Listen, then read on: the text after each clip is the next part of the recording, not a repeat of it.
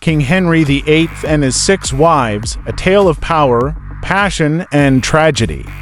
King Henry VIII, one of England's most infamous monarchs, is best known not only for his political ambitions and his role in the English Reformation, but also for his turbulent marital history. Henry's 6 marriages were marked by love, ambition, betrayal, and heartbreak, and they played a significant role in shaping the course of English history. Each wife had a unique story, and together they offer a window into the complex character of the king and the immense pressures of the Tudor court.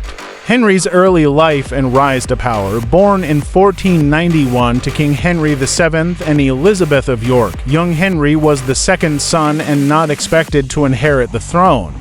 His elder brother, Arthur, was the heir to the English crown and was married to Catherine of Aragon, the daughter of Ferdinand and Isabella of Spain, in a political union. However, Arthur died shortly after the marriage in 1502, leaving Henry as the new heir. When Henry VII died in 1509, the 17-year-old Henry VIII ascended to the throne, bringing with him energy, ambition, and a desire to secure a strong Tudor dynasty. His reign began with promise. Henry was well-educated, athletic, and charismatic, admired by his court and subjects alike. He was eager to assert England's power in Europe and continue his family's legacy. Catherine of Aragon, the devoted queen. Henry's first marriage was to Catherine of Aragon, his brother's widow. After receiving a special papal dispensation to marry his deceased brother's wife, which was necessary under church law, Henry and Catherine were wed in 1509. Catherine was a devout Catholic and an experienced diplomat, having grown up in the royal courts of Spain. She was beloved by the English people and initially enjoyed a happy marriage with Henry. For nearly 2 decades, Catherine fulfilled her role as queen, but she struggled to produce a male heir. Although she gave birth to several children, only one daughter, Mary, survived infancy. Henry, desperate for a male heir to secure his dynasty, grew increasingly frustrated as Catherine aged and her chances of bearing more children diminished. By the late 1520s, Henry had become convinced that his marriage to Catherine was cursed by God, believing that it was invalid due to her previous marriage to his brother. This led him to seek an annulment from the Pope, a decision that would have profound consequences for England. Anne Boleyn, the passionate reformer. While still married to Catherine, Henry became infatuated with Anne Boleyn, a young and ambitious lady-in-waiting at the court. Anne, unlike her sister Mary, who had previously been Henry's mistress, refused to become the king's lover unless he made her his queen. Captivated by her intelligence, wit, and beauty, Henry began pursuing an annulment from Catherine to marry Anne. The Pope, however, refused to grant the annulment, partly due to pressure from Catherine's powerful nephew. Holy Roman Emperor Charles V. Frustrated, Henry took matters into his own hands. In 1533, he broke from the Roman Catholic Church, establishing the Church of England, with himself as its supreme head. This bold move, known as the English Reformation, allowed Henry to annul his marriage to Catherine and marry Anne Boleyn, and was crowned queen in 1533. And shortly afterward, she gave birth to a daughter, Elizabeth, who would later become one of England's greatest monarchs. However, like Catherine, and failed to produce a male heir, suffering several miscarriages. By 1536, Henry's passion for Anne had cooled, and he became frustrated with her inability to provide a son. Anne's enemies at court seized the opportunity to bring her down. She was accused of adultery, incest, and treason, charges that many historians believe were fabricated. Nevertheless, Anne was arrested, tried, and executed in May 1536. Her downfall shocked Europe, and Henry's ruthlessness was on full display. Jane Seymour, the submissive wife.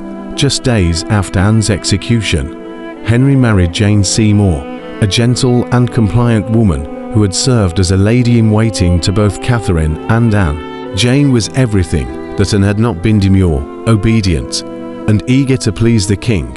Unlike her predecessors, Jane managed to give Henry what he most desired, a male heir. In 1537, Jane gave birth to Edward, the long-awaited son who secured the Tudor dynasty.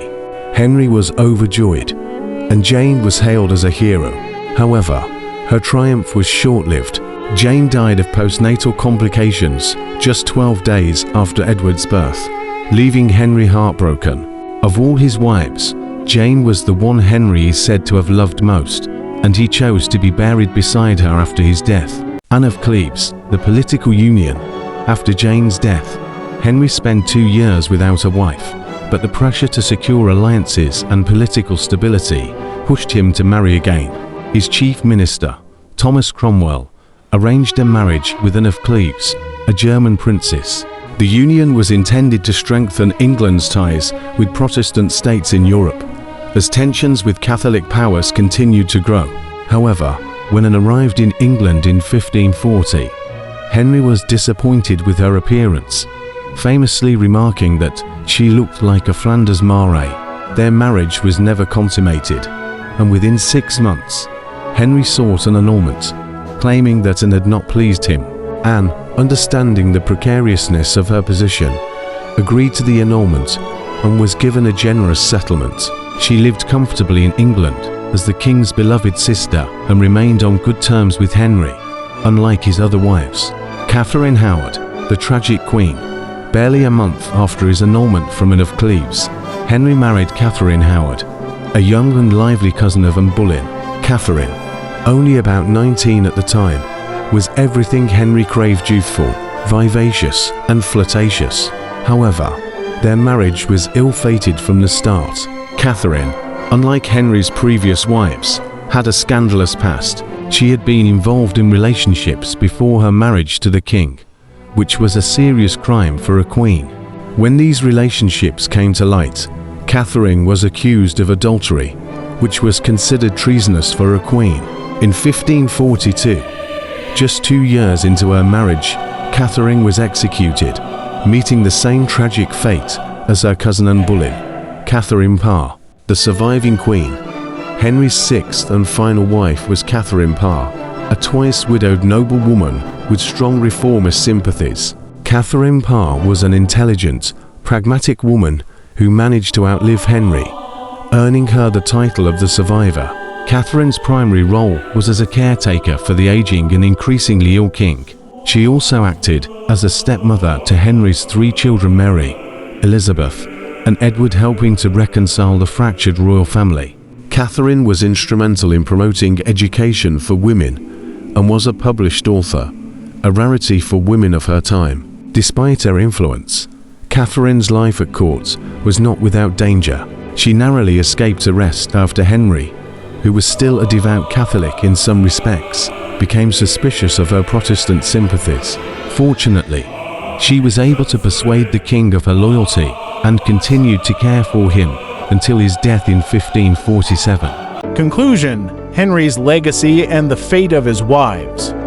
Henry VIII's 6 marriages were as much about politics and power as they were about personal relationships. His quest for a male heir drove him to extreme lengths, including breaking from the Roman Catholic Church, executing 2 wives, and remarrying multiple times. His actions forever changed the religious and political landscape of England. While Henry's reign is often remembered for his tyranny and marital excesses, it also laid the groundwork for the future success of the Tudor dynasty.